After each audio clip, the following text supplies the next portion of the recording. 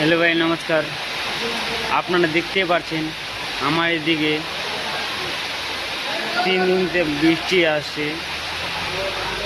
आदमी लोग এখন কাজ করতে পারছে না। ये देख रहा है अभी आदमी लोग जा रहा है, रूम जा रहा है। 3 दिन এই বৃষ্টি আসছে, পুরা কাজ হচ্ছে না। 3 दिन থেকে রুমে লোকগুলো আসে, উঠে আসে। এখন বলছে আমরা পুরো ঘর যাব, এইভাবে কাজ করব না। কীভাবে কাজ করব? ঠিকাদার খিলে নেই, একদিন মেসে খেতে হচ্ছে। দেখতে পাচ্ছেন আপনারা, এই আদমি লোক ভাগ্যে ভাগে যাচ্ছে। দেখছেন এখানে আসে, আর আপনি ওখানে আসেন।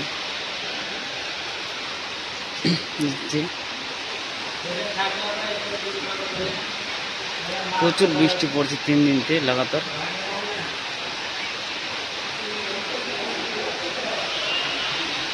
এই যে এখানে আছে আপনি লোক, আমি তোমাকে দিন করতে আছি।